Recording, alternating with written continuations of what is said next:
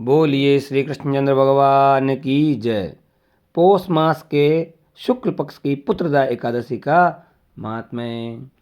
युधिष्ठिर बोले, श्री कृष्ण, पुत्रदा एकादशी का क्या महत्व है और किस विधि से पूजा करनी चाहिए और किस देवता का पूजन किया जाना चाहिए। भगवान श्री कृष्ण का, राजन, पौष मास के शुक्ल एकादशी का एकादशी होती है वो संसार के हित की इच्छा से मैं इसका वर्णन करता हूँ। राजन, पूर्वोक्त विधि से ही यत्नपूर्वक इसका व्रत करना चाहिए। इसका नाम पुत्रदा है। ये पापों को हरने वाली उत्तम तिथि है। समस्त कामनाओं तथा सिद्धियों के दाता भगवान नारायण स्थिति के देवता हैं। चराचर प्राणियों सहित समस्त लोकी में इससे बढ़कर दूसरी कोई तिथि नहीं है। पूर्व काल की बात है, भद्रावतीपुरी में राजा सुकेतुमान राज्य करते थे। उनकी रानी का नाम चंपा था। राजा को बहुत समय तक कोई वंशधर पुत्र नहीं प्राप्त हुआ, इसलिए दोनों पति पत्नी सदा चिंता और शोक में डूबे रहते थे। राजा के पितर उनके दिए हुए जल को शोकोच्छ्वास से गर्म करके पीते थे। राजा के बाद और कोई ऐसा दिखाई नहीं देता था। हम लोगों को जो तर्पण करेगा, ये सोचकर पितर बहुत दुखी रहते थे। एक दिन राजा घोड़े पर सवार होकर गहन वन में चले गए। पुरोहित आदि किसी की भी इसका बात का पता नहीं था। मृग और पक्षियों से सेवित इस सघन कानन में राजा भ्रमण करने लगे। मार्ग में कहीं सियार की बोली सुनाई पड़ती थी तो कहीं उल्लुओं की चाचा। जहाँ जहाँ रीछ और मृग वृष्टि गोचर हो रहे थे, इस प्रकार घूम घूम कर राजा वन की शोभा देख रहे थे। इतने में दोपहर हो गया।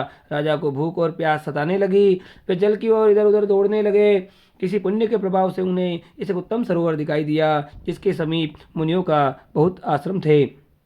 शोभाशाली नरेश ने उन आश्रमों की ओर देखा। उस समय शुभ की सूचना देने वाले शगुन होने लगे। राजा का दाहिना नेत्र, दाहिना हाथ फड़कने लगा, जो उत्तम फल की सूचना दे रहा था। सरोवर के तट पर बहुत से मुनि वेद पाठ कर रहे थे। उन्हें देखकर राजा को बड़ा हर्ष हुआ। घोड़े से उतरकर मुनियों के सामने खड़े हो गए और पृथक पृथक सबकी वंदना और दंडवत करने लगे। वे मुनि उत्तम व्रत का पालन करने वाले थे। जब राजा ने हाथ जोड़कर बारंबार दंडवत किया, तब मुनि बोले, राजन, हम लोग तुम पर बहुत प्रसन्न हैं। राजा बोले, आप लोग कौन हैं? आपका नाम क्या है? आप लोग किस लिए यहाँ एकत्रित हुए? ये सब मुझे सच सच बताइए। मुनि बोले, राजन, हम लोग विश्वदेव हैं, यहाँ स्नान के लिए आए हैं। माघ निकट आया है। आज से 5वें दिन माघ का स्नान प्रारंभ हो जाएगा। आज ही पुत्रदा नाम की एकादशी है, जो व्रत करने वालों को मनुष्य को पुत्र देती है। राजा ने कहा, विश्व देवगण, यदि आप लोग हम पर प्रसन्न हैं तो मुझे पुत्र का वरदान दीजिए। मुनि बोले, राजन, आज ही के दिन पुत्रदा नाम की एकादशी है। इसका व्रत बहुत विख्यात है। तुम आज इस उत्तम व्रत का पालन करो। महाराज भगवान केशव के प्रसाद से, भगवान नारायण के प्रसाद से तुम्हें अवश्य पुत्र प्राप्त होगा। भगवान श्री कृष्ण कहते हैं, युधिष्ठिर, इस प्रकार उन मुनियों के कहने से राजा ने उत्तम व्रत का पालन किया। महर्षियों के उपदेश के अनुसार विधि पूर्वक पुत्रदा एकादशी का अनुष्ठान किया। फिर द्वादशी का पालन करके मुनियों के चरणों में बारंबार मस्तक झुकाकर राजा अपने घर आए। तदंतर रानी ने गर्भ धारण किया। प्रसव काल आने पर पुण्यकर्मा राजा को तेजस्वी पुत्र प्राप्त हुआ, जिससे अपने गुणों के पिता को संतुष्ट कर दिया।